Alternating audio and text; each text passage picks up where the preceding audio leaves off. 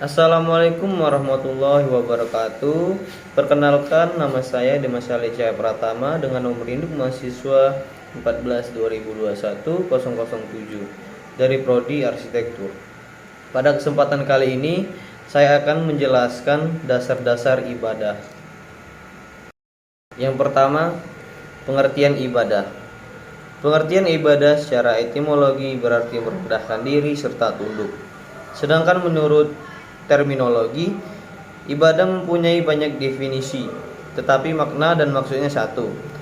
Yang pertama, ibadah adalah taat kepada Allah dengan melaksanakan perintahnya melalui lisan para rasulnya. Yang kedua, ibadah ialah merendahkan diri kepada Allah, yaitu tingkatan tunduk yang paling tinggi disertai dengan rasa mahabbah atau kecintaan yang paling tinggi. Yang ketiga, ibadah adalah suatu istilah yang mencangkup segala sesuatu yang dicintai Allah dan diridhoi, baik berupa perkataan maupun perbuatan, yang tersembunyi atau batin maupun yang nampak. Yang keempat, konsep ibadah menurut Abdul Wahab, seluruh perbuatan lahiriah maupun batiniah, jasmani dan rohani yang dicintai Allah. Yang kelima, ibadah juga diartikan sebagai hubungan manusia dengan yang diyakini kebesaran dan kekuasaannya. Yang kedua, dasar hukum ibadah. Dasar hukum atau dalil perintah pelaksanaan ibadah adalah nas Al-Quran. Di dalam Al-Quran banyak sekali ayat-ayat yang menyatakan perintah kepada hamba Allah untuk melaksanakan ibadah. Ibadah dalam Islam sebenarnya bukan bertujuan supaya Tuhan disembah dalam arti penyembahan yang terdapat dalam agama-agama primitif, melainkan sebagai perwujudan rasa syukur atas nikmat yang telah dikarunia Allah atas hamba-hambanya. Adapun ayat-ayat yang dinyatakan perintah untuk melaksanakan ibadah tersebut diantara sebagai berikut. Yang pertama ada surat Yasin, dan yang kedua surat An-Zirat, yang ketiga surat An-Nahl, yang keempat surat Al-Abiyah, dan yang kelima surat Al-Anbiya. Dari ayat-ayat yang telah dikemukakan di atas, tampak jelas bahwa Allah memerintahkan hambanya untuk senantiasa beribadah kepadanya. Diutusnya para rasul untuk menyampaikan syariat yang telah ditetapkan, kewajiban apa saja yang harus dilaksanakannya dalam rangka mensyukuri nikmat yang telah Allah anugerahkan kepadanya. Yang ketiga, apa yang ingin menjadi tujuan dan sebab-sebab ibadah. Adapun tujuan ibadah dalam Islam sebagai berikut.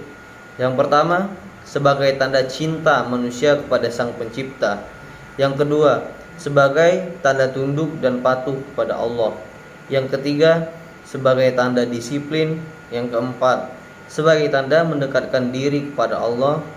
Dan yang kelima, sebagai tanda komitmen muslim terhadap kewajiban dalam dan larangan Allah untuk keselamatan hidup.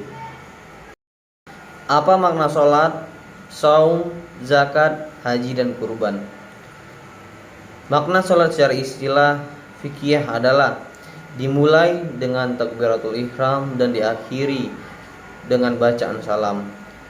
Para ulama juga mendefinisikan sholat menurut istilah dalam ilmu syariah, serangkaian ucapan dan gerakan yang tertentu yang dimulai dengan takbir dan diakhiri dengan salam, dikerjakan dengan niat dan syarat-syarat tertentu. Definisi secara syar'i juga tertulis dalam surat An-Nisa ayat 103 yang artinya, maka apabila kamu telah menyelesaikan salatmu, ingatlah Allah di waktu berdiri, di waktu duduk, dan di waktu berbaring.